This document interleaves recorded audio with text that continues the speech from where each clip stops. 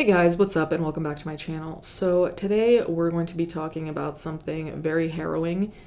I'd say that this is dark even for my channel, which you know is extremely bad news considering a lot of the things we talk about on this channel are absolutely heinous. Not long ago, my boyfriend told me about this episode on a podcast, the Winston Marshall podcast, and I'll link it down below. I strongly suggest watching the episode yourself about the grooming gangs in England. All of this is deeply, deeply unsettling.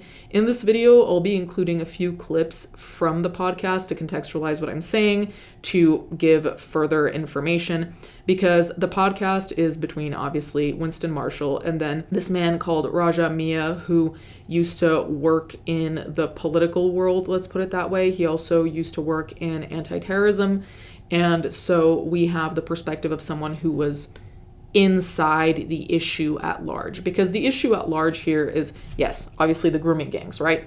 But the point is that the grooming gangs were not taken seriously, quote unquote, and I say that because there were cover-ups. The government wasn't doing anything about these grooming gangs who were basically abducting and abusing young girls for years. And I'm going to give you a little bit of a summary just so you have an idea of like what exactly we're talking about, aside from the clips that you'll see, which will give you a far better idea. This episode just shows how politics got in the way of actually just arresting criminals and how optics also has something to do with that. Anyway, let me just read you a brief description before I show you the clips. Reports of young girls being groomed by gangs of men, largely of Pakistani heritage, first began to emerge in 2002 when the then Labour MP Anne Cryer warned that it was happening in her West Yorkshire constituency of Cayley. In 2010, a group of 5 men who had committed sexual offences against girls aged 12 to 16 were convicted in Rotherham in South Yorkshire. The Times then launched a long investigation exposing not only the shocking extent of child sexual exploitation in Rotherham, but also a wider pattern of horrendous abuses of young girls by organized networks of men, predominantly British Pakistani. The story began to gain wider traction. In recent years, child grooming gangs have been jailed in more than a dozen other English towns, mostly in the north of England and in the Midlands, notably, and then it lists some cities. This is a very, very long process because, like here, it said it was in 2002 and then in 2010. Now, you'll see later what the scale of all of this is. But having a couple of men arrested, like 5 men arrested, in the scale of this, we're talking about thousands, okay? So 5 men, great, but also this is just the tip of the iceberg. Anyway, we'll get more into that later on. But basically, this episode is about how the government and the police weren't really acting on a very real and very evident problem. Now, this will be mentioned later on as well, but just to frame things, part of the reason why the government seemingly didn't want to pursue any of these problems was because a lot of the men were British Pakistani. Now, because of that, optics-wise, it would look like it's quote-unquote racist to arrest these men. I'm sitting here trying to find a way to make that make sense to me, because for me, a criminal is a criminal, a groomer is a groomer. Like, honestly, the last thing I'm going to think about if you're a child groomer, if you're a child abuser, the last thing I'm going to think about is like, where are you from? What's your skin? Nobody cares. Absolutely nobody cares about the fact that you're from whatever country or wherever. It's about the fact that you're an abuser, and that's disgusting, and that's the end of that. It should be that simple, you'd think.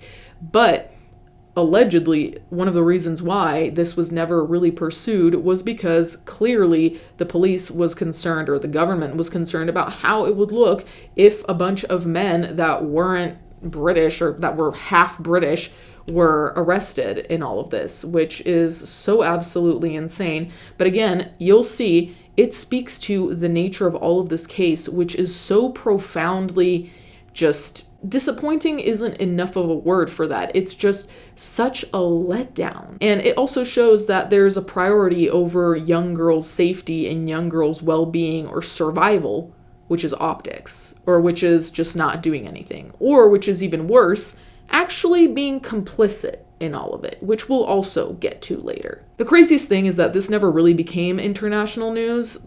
This has been pretty under wraps. Like, sure, the Times wrote a piece about it, whatever, but have you heard about it? Because I hadn't heard about it, and I'm pretty in tune with all of this crime world, so I'm kind of confused as to how it is that this never became international fucking news, because this was an ongoing thing. It still seems to be an ongoing thing, and yet there's not one big headline about it. It makes you ask questions, and it also makes you deeply concerned about who it is that's running a country that doesn't think that this is a priority enough to put this on blast. Because ideally, if you do want to solve this problem, wouldn't you put it on blast?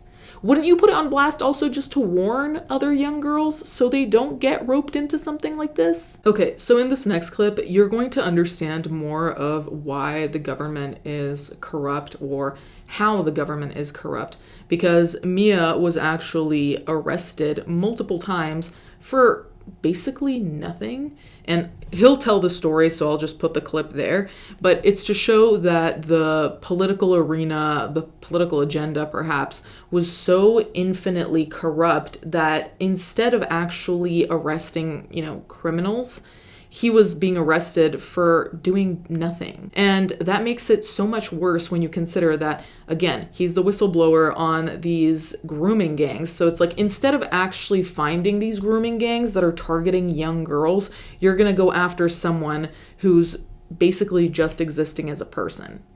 And in counter-terrorism work, counter-extremism work. That's my background. The former Queen put a medal on my chest. I've sat in rooms with prime ministers, security clearance, all of that. Yeah, that's the world I came from. I came back to a small northern town, Oldham, to raise my daughter, to be part of her life. And my mother had been diagnosed with cancer, terminal. She died a couple of years ago, but I wanted to see her through. I wanted to look after her towards the end of her life and be part of my daughter's life while she was being raised by her mother. And this landed in front of me. I couldn't look away.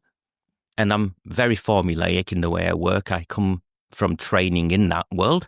I understand the levers of power. I understand how our system is meant to operate, Winston. And I found, unfortunately, it doesn't operate the way it's meant to operate when you go up against the wrong people. So the police repeatedly raided my home. The Greater Manchester Mayor, and I'll say his name here because he is neck deep in this, a man called Andy Burnham. He's the police and crime commissioner, so he oversees the police in Greater Manchester. They launched an operation called Operation Hexagon. You'll see I name names and a name, I'm very clear on all of this. What year was Hexagon? Operation Hexagon was 2019, 2020. Mm-hmm. And Operation Hexagon was set up to come after me and any members of the public in my town who supported me in speaking out against what we all now know as true, which is the cover-up of the grooming gangs. I'd posted something that was racially aggravated. And what I'd posted, Winston, so we're very clear. And this is before October the 7th took place and the latest wave of atrocities, whatever side you're on, the killing of innocent life, I object to. Now, what had taken place was the then leader of the council, a woman called Arood Shah. First time she was leader. She's now leader again the second time. Very powerful figure in the Labour Party. She's the chair of the National Constitutional Committee of the Labour Party. So she just isn't a council leader. She's the chair of the National Constitutional Committee of the Labour Party. She's also the lead for Andy Burnham as his equalities lead. So she's the lead in Greater Manchester on equalities, this woman. Gangster affiliated. Let's be clear again, evidenced. She hangs off the arm of the getaway driver of the cop killer Dale Cregan. So if you remember the man who grenade killed 2 police officers a few years ago, Dale Cregan, the gangster, the getaway driver of Dale Cregan is a Pakistani gangster convicted heroin dealer called Irish Imi, Mohammed Imran Ali. Mohammed Imran Ali, the leader of my council, hangs off the arm of. So when you say hang off the arm, do you mean they're in a relationship? Well, she claims he's her childhood friend, but the photographs are of them hanging off each other's. They're seen together. Most recently, and again, this is the council leader driving through town, and it's a poor town, whilst he's driving around in a shiny white Bentley. So this is the nature of what's going on in my hometown. So she had me arrested because I spoke out against the my fears and context of this, Winston, is I spent 20 years in counter-extremism, in counter-terrorism. That's my background. And I am genuinely concerned about how a new wave of Muslim young people across our country, and as you've seen, I think now, in the way some of the Gaza protests and the Palestinian protests have been politicized, I am deeply concerned about the way in which a young generation is being radicalized and what they want and what they believe they want, and which is to live in parallel states under Sharia law. So I write, it's what I do, and I write to an audience of people who follow my work, and I objected to a protest movement outside the local Elbit factory. So the Elbit factory had a Ministry of Defence contract. It's one of the few factories, it's closed now in Oldham as a consequence of these protests. And Jewish owned, I think, is the angle.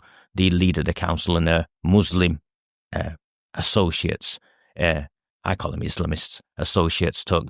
And they were encouraging these protests where this factory was being attacked and the windows were being smashed in a certain way and red paint was being daubed all over the walls. Now, This is after October 7th? No, this is before. So it's been whipped up before. And my objection was, and I wrote about this, I said, well, the smashing of windows in this way is more than just the smashing of windows. It's symbolic. It's crystal knacked. It's trying to, create that relevance. The red paint is to do with the blood debt of Jesus and stuff. There's a whole host of historical meaning behind some of the tactics that these people use. And I said, well, it's like if a sausage or a piece of meat from a pig is posted through the letterbox of a mosque, there's more meaning to it than just, there's more symbolism to it, isn't there? Absolutely. Another part of this podcast refers to a Channel 4 documentary, which I have not yet seen. I'm going to see it once my brain is prepared for that. I recommend we all see it if we can handle it.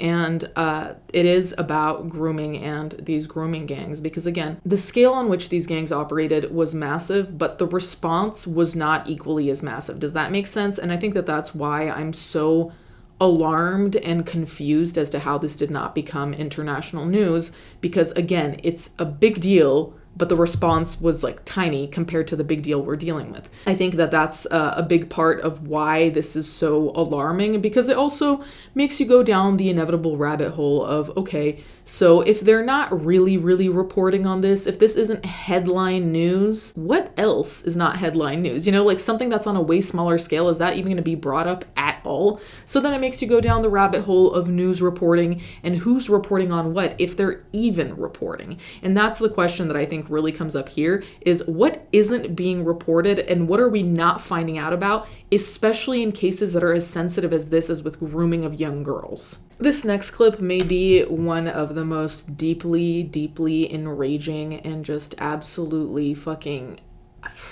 I have very few adjectives for this. So basically, here we're about to hear about how complicit the government was with this, but not only complicit, but how fucking diabolical the government was. Now, you'll see it in the clip, but basically, the government was facilitating a brothel of these young girls for these grooming gang men or men at large, whoever wanted to participate, I suppose. Let me repeat that. The government put children in a home that was for minors and turned it into a brothel, a service for men to show up and abuse these children. Greater Manchester Police have been working in partnership with senior politicians and the Pakistani gangsters aligned to them, because we now know the grooming gangs were run in parallel with the heroin gangs who from these communities. We now know this. It's come out. Point of how many male perpetrators there are and the numbers you give, I think it's very important to note that as well as for every, so if there's 100,000, let's say conservatives 100,000 girls victims, and then there's potentially hundreds of thousands of male perpetrators. For each of those male perpetrators, you then have their families protecting them. And this was not only in the Anna Hall Channel 4 documentary Groomed, where she infiltrated some of the WhatsApp groups of the families trying to protect them, but she also showed them protesting outside courthouses, outside councils, I think. And this is something. These are the people you described in this conversation as going after you. So it gets bigger and deeper and deeper. It gets deeper and deeper. And so one of the watershed moments in this entire scandal was the Rochdale grooming gang. Yeah, and the conviction of the Rochdale grooming gang, and a guy called Shabir Ahmed. He's called Daddy. They knew him as Daddy. The Betrayed Girls, the Free Girls sort of docudrama was based around that. And Daddy was the guy who worked for Oldham Council. They kept it covered up and worked for Oldham Council as a welfare officer. And he sat in his room in the community centre, and the men came in. He had his black book, and he was booking appointments. So you and I were paying as a taxpayer to fund him whilst he was booking appointments with people who were coming in for welfare advice. Actually, they're coming in to book appointments with children. You hear things like this and you don't even really know what to say, because honestly, if I hadn't watched an hour and a half of this and done the research I did, this would sound surreal, and rightfully so, because it is that dark. So this next clip is important because it gives you an idea of the scale that we're talking about, like how many girls were victim to this. And the answer is going to make you want to puke. And again, it returns to the central focus, aside from the victims in all of this, is the government's response. Because it being on a scale like this, the government doing nothing, even if it was just one person, is heinous, obviously. But the government doing nothing when there are thousands upon... Just watch this clip. Nothing short of a cover-up. It didn't even detail how many children were raped. It kept the number secret. One of the case studies it used was something called Child A. This child called Child A contacted me and said, Raja, they've sent me this. Will you have a look at it? Because they've never interviewed me. They've told me they're publishing this. I said, well, what do you want to do? She said, well, will you record me, change my voice and publish my story? I said, of course I'll do that for you. Sweet, no problem. The police visit her and warned her. This is a young woman who's been the subject of gang rape, repeated gang rape. The police knew, the authorities knew. She was put in a children's home. Andy Burnham's small print in his report is this children's home was an innovative solution by the local authority. Very vague, innovative solution. Winston, the council set up a child brothel. They put all the girls together that they thought were, being groomed, and created a specific home and put them in and looked the other way. And let all hell break loose. Not in 1950s or 1960s. I'm talking about the 2000s, yeah? And this is why Yvette Cooper, Jess Phillips, the ambassador for women and girls, safeguarding minister for girls, every year stands up and reads a list of women's names who've been, killed through domestic violence. Admirable work, 100%. But here now, where you can do something, Jess Phillips, you write back to my council, not just rejecting a public inquiry, but you're too busy to come and visit the town. So in this last clip, Mia speaks about what he's doing right now in terms of kind of getting this brought to light. I think that it's absolutely insane and crazy that we have, granted, he was, part of politics and anti-terrorism, I believe it was, but having one single person having to go around and basically not convince, but like get politicians to care, get people to do their jobs, get people to react, is so incredibly wild and so incredibly saddening, because it's like, at the end of the day, he's just one guy. He's not an organization. He's not going out here with like 50 people. So the fact that he's doing this, I'm glad he is, obviously, but it shows that the system is deeply broken. Anyway, let me put the clip. Katie Lamb, I think, I cried. When she did her speech, I because it meant I'd never met the young woman, and when she did the speech and she read the testimony out, of how this child had been battered with a baseball bat and had a baseball bat inserted into her, and F the white girls, F the government. I cried because they'd been trying to lock me up and put me in prison because I've been saying all along these are racially motivated crimes, these are religiously justified crimes, and they've been taking place on an industrial scale in our country. And we people in positions of power who know better had the responsibility to do so, look the other way. Yeah. And whilst our children, Winston, were gang raped, and it's because these were working class. They if you ask me, Raja, how do you identify yourself? Before I'd say Bangladeshi, before I'd say Muslim, before I'd say any of those things, I was raised in a working class community. I think it would expose the Prime Minister, and that's why that's why this government. Well, it might not happen now, but I'm in Lancashire next week, Preston. I'm in Preston next week. Reform have took over the council there. They've took over 10 councils.